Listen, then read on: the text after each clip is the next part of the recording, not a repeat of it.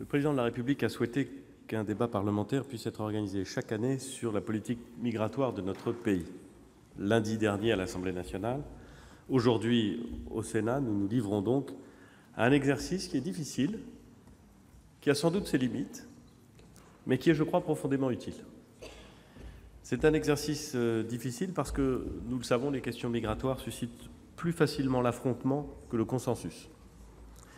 Entre l'attentisme ou l'angélisme d'une part, les postures clivantes d'autre part, j'en reste pour ma part à ces mots prononcés par un de mes prédécesseurs, Michel Rocard en l'occurrence, à l'occasion d'un autre débat sur la politique migratoire, et à son objectif, je le cite, d'assurer le triomphe de la conception républicaine ouverte de la nation, celle qui assure des droits pour chacun et fait accepter des devoirs pour tous.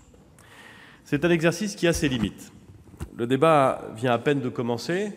Lundi, je le disais, à l'Assemblée nationale, et déjà, certains observateurs, certains commentateurs de la vie politique regrettent que le calendrier des actions n'ait pas été annoncé dans ses moindres détails.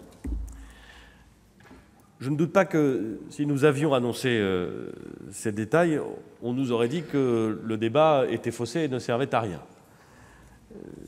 Mesdames et messieurs, j'assume de prendre 72 heures pour que ce débat ait lieu, véritablement, avant d'en venir, vite, au temps des décisions. L'essentiel, c'est que ce débat est utile, parce qu'il nous permet de partager un diagnostic documenté, parce qu'il nous permet de réfléchir et de construire ensemble une stratégie générale et des réponses. Et parce qu'il est utile et précieux, me semble-t-il, que ce sujet des politiques, de la politique migratoire au sens le plus large, soit débattu au Parlement.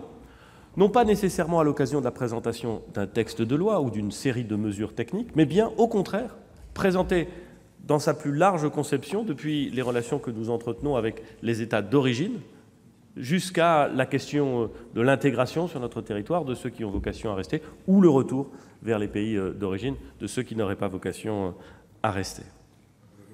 Ce débat est utile, et il est utile qu'il ait lieu ici, au Parlement.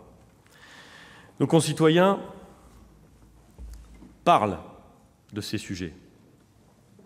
Et si j'osais, mesdames et messieurs les sénateurs, je dirais que parfois, ils n'en parlent plus, et ça n'est pas forcément plus réjouissant.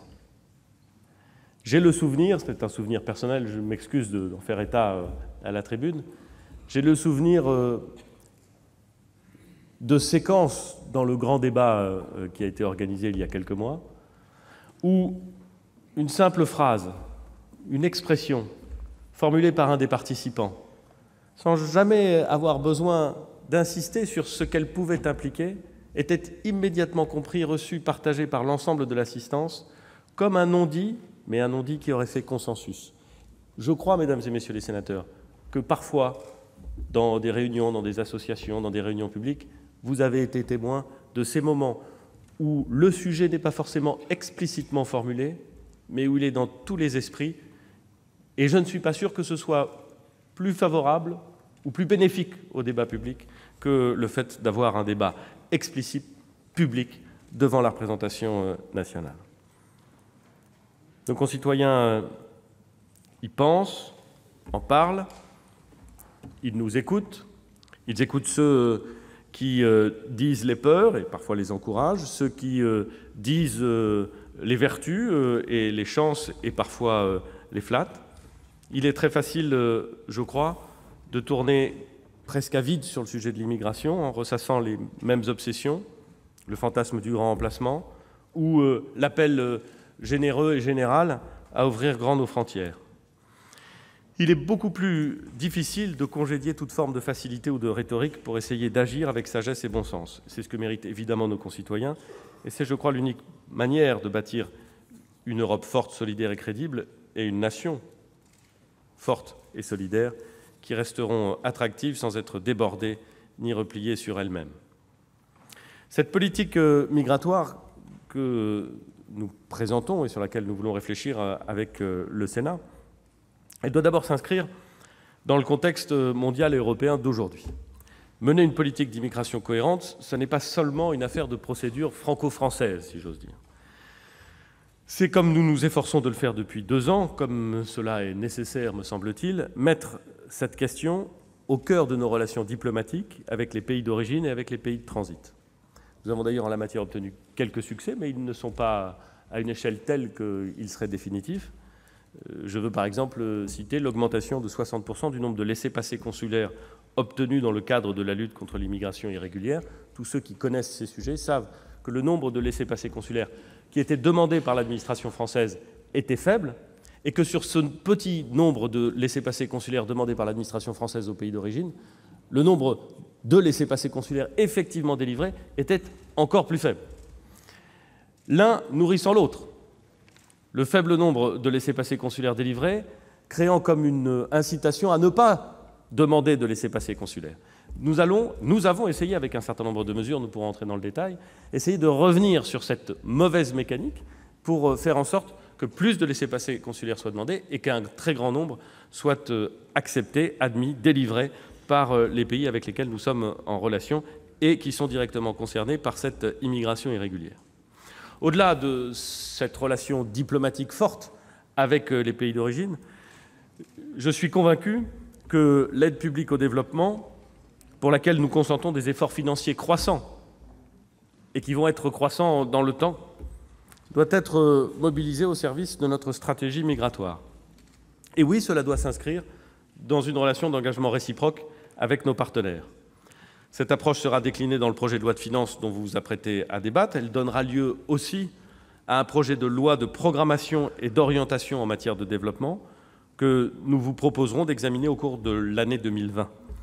C'est là la première orientation de la stratégie que vous propose le gouvernement. Cette question est souvent discutée, elle est parfois contestée. Il nous semble que nous devons assumer de faire de l'aide publique au développement un des éléments, pas le seul, et il ne peut pas servir uniquement à cela, mais un des éléments assumés d'une politique migratoire générale pensée par notre pays. Dans ce contexte mondial, la situation de l'Europe est particulière. Nous ne sommes plus au cœur de la crise des réfugiés des années 2015 et 2016, mais les problèmes restent là, et parfois entiers. Nous avons construit l'Europe de la libre circulation, c'est bien. Nous devons aujourd'hui construire l'Europe de la protection des frontières extérieures, c'est urgent. Et à l'intérieur de l'Europe, nous devons traiter le problème des mouvements secondaires, qui sont le symptôme et parfois la conséquence d'une gestion encore insuffisamment coordonnée entre les États. Dès que la nouvelle Commission européenne sera installée, 1er novembre prochain, nous ferons valoir nos propositions de renforcement juridique et opérationnel de la protection des frontières extérieures et de réforme du régime d'asile européen. Nous veillerons à un bon équilibre entre responsabilité et solidarité pour la gestion des mouvements migratoires à l'intérieur de l'Europe. C'est pour moi le deuxième axe nécessaire de nos travaux. Nos concitoyens veulent aussi que nous soyons capables de mieux accueillir et de mieux intégrer. Mieux accueillir, c'est d'abord réduire des délais d'instruction de demande d'asile qui sont bien trop longs. Cette année encore, nous avons autorisé le recrutement de 150 officiers de protection à l'OFPRA et des agents qui sont nécessaires à l'ouverture d'une 23e chambre à la Cour nationale du droit d'asile. Alors que le nombre de demandes d'asile est en très forte augmentation, ces efforts constants ont permis de stabiliser les délais. Mais nous ne sommes pas dans le raccourcissement des délais que nous souhaitions, parce que ce que nous avons gagné à l'instruction, nous l'avons perdu au contentieux. Pour dire les choses de façon un peu crue, l'instruction est plus rapide qu'elle n'était auparavant, mais le contentieux des mesures qui sont prises, lui, a eu tendance à s'allonger en raison à la fois d'un mouvement de grève qui a frappé la Cour nationale du droit d'asile et aussi en raison d'un contentieux très massif des décisions qui sont prises par l'OFPRA et dans le cadre du droit d'asile. C'est le troisième volet de notre stratégie que nous devons garantir l'atteinte des objectifs que nous nous sommes déjà fixés. C'était notamment au moment du vote de la loi du 10 septembre 2018, atteindre un délai moyen de 6 mois au terme duquel l'ensemble de la procédure est accompli. Mieux accueillir consiste surtout à mieux intégrer ceux qui ont vocation à rester. Nous avons déjà fait beaucoup en donnant une nouvelle ambition au contrat d'intégration républicaine qui repose désormais sur 3 piliers, la langue française, le travail et les valeurs républicaines. Pour la langue française, nous avons doublé le volume horaire des cours destinés aux primo-arrivants qui en ont besoin. Le respect de nos valeurs républicaines n'est pas non plus négociable, par exemple quand il s'agit de laïcité ou du droit des femmes. Ce qui demande, pour certains, une forme d'éducation républicaine. Et ce n'est pas péjoratif ou scandaleux de le dire, c'est un fait. Nous vivons avec un certain nombre de valeurs auxquelles nous tenons. Elles sont dans notre conception universelle, au sens où elles ont vocation à s'appliquer universellement. Mais elles ne sont pas toujours partagées, connues et interprétées exactement de la façon dont nous le faisons par ceux qui viennent chez nous. Et nous ne pouvons pas, nous ne voulons pas, nous ne devons pas négocier sur l'interprétation de ces valeurs et sur la réalité des valeurs qui sont les nôtres et auxquelles, bien entendu, chacun doit se plier dans le respect de ces valeurs lorsqu'il veut s'installer ou vivre dans notre pays. Tous les étrangers qui arrivent en France, mesdames et messieurs, et vous le savez parfaitement, ne sont pas comme le jeune Albert Cohen qui, débarquant de Corfou à Marseille, vouait un véritable culte à la France. Cohen nous raconte qu'il avait même érigé un petit hôtel à la France avec des figures aussi diverses que Victor Hugo, Jeanne d'Arc ou Napoléon. Alors je n'en demande pas tant à ceux qui arrivent aujourd'hui, quoique s'ils veulent apprendre les contemplations par cœur, ce sera toujours bienvenu. Mais en revanche, nous leur demandons, et nous n'avons pas d'autre choix que de leur demander d'adhérer aux valeurs qui ont fait la France. C'est la raison pour laquelle nous avons modernisé et doublé la durée de la formation civique, mais c'est la raison pour laquelle nous devons être inflexibles sur cette exigence. Nous le savons, aucune intégration ne saurait être durable et réussie sans accès au monde du travail. C'est là notre 4e axe, l'intégration par le travail. Nous avons ajouté un volet insertion professionnelle au contrat d'intégration républicaine. Pour les demandeurs d'asile, nous avons déjà réduit de 9 à 6 mois le délai au terme duquel ils peuvent accéder au marché du travail. Et nous soutenons de très nombreux projets d'intégration par l'emploi. Comme souvent, les initiatives qui apportent des solutions émanent de nos territoires. Elles nous ouvrent la voie, mais elles ne suffisent pas. Il faut donc faire plus et faire mieux. Les procédures d'accès des étrangers au monde du travail doivent être plus globalement repensées. Je propose que nous réinventions le système d'autorisation de travail pour les métiers en tension. La révision de cette liste devrait ainsi permettre de mieux intégrer les étrangers présents en France et d'attirer, lorsque c'est nécessaire, les talents dont notre pays a besoin. Mieux accueillir, c'est aussi assumer un pilotage par objectif de l'admission au séjour. Nous savons que la logique des quotas ne peut s'appliquer ni en matière d'asile, ni en matière d'immigration familiale. Mais pour attirer les talents, qu'il s'agisse d'étudiants ou de compétences rares, ou de compétences dont nous avons besoin, on doit pouvoir réfléchir à des objectifs quantitatifs. C'est là notre 5e orientation. On doit pouvoir adapter et dynamiser nos procédures d'immigration professionnelle en fonction des besoins des secteurs d'activité. On doit pouvoir se fixer des objectifs en nombre d'étudiants accueillis, en nombre de passeports talents délivrés ou encore sur la proportion de l'immigration qualifiée au sein de l'immigration professionnelle. Mesdames et messieurs les sénateurs, il ne doit pas y avoir d'angle mort dans notre débat et l'accès à la nationalité ne doit pas être un angle mort.